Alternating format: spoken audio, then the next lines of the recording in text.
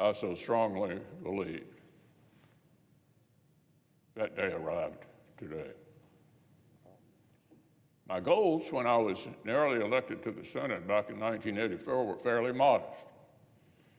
Do a good job for the people of Kentucky and convince them that by doing so they might rehire me for a second term.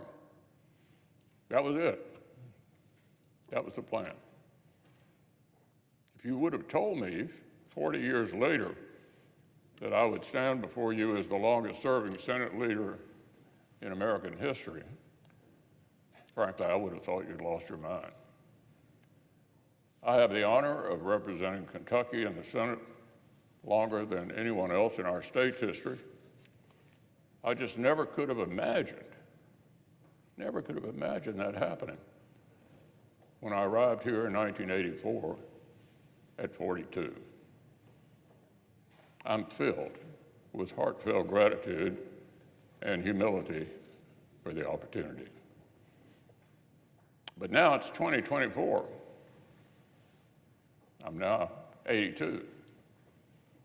As Ecclesiastes tells us, to everything there is a season and a time to every purpose under heaven.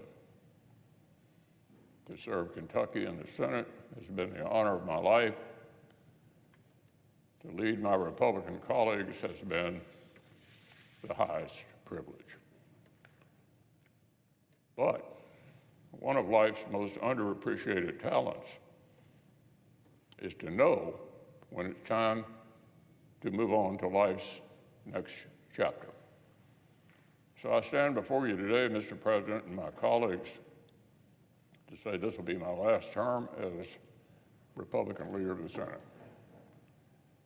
I'm not going anywhere anytime soon. However, I'll complete my job my colleagues have given me until we select a new leader in November and they take the helm next January. I'll finish the job the people of Kentucky hired me to do as well, albeit from a different seat, and I'm actually looking forward to that. So it's time for me to think about another season. I love the Senate. It's been my life. There may be more distinguished members of this body throughout our history, but I doubt there were any with any more admiration for the Senate. After all this time, I still get a thrill walking into the Capitol, and especially on this venerable floor, knowing that we, each of us, have the honor to represent our states and do the important work of our country. But Father Time remains undefeated. I'm no longer the young man sitting in the back, hoping colleagues would remember my name.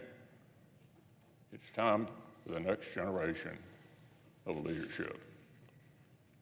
As Henry Clay said in this very body in 1850, the Constitution of the United States was not made merely for the generation that then existed, but for posterity, unlimited, undefined, endless, perpetual posterity. So time rolls on. There'll be a new custodian of this great institution next year.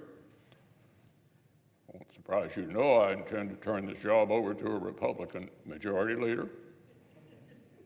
I have full confidence in my conference to choose my replacement and lead our country forward. There'll be other times to reminisce. I'm immensely proud of the accomplishments I've played some role in obtaining for the American people. Today is not the day to discuss all of that, because as I said earlier, I'm not going anywhere anytime soon. There are many challenges we must meet to deliver for the American people, and each will have my full effort and attention.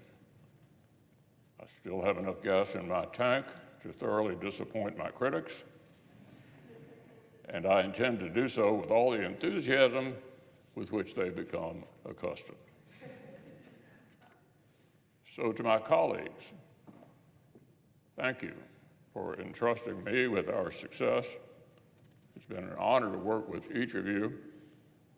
There'll be plenty of time to express my gratitude in greater detail as I sprint towards the finish line, which is now in sight.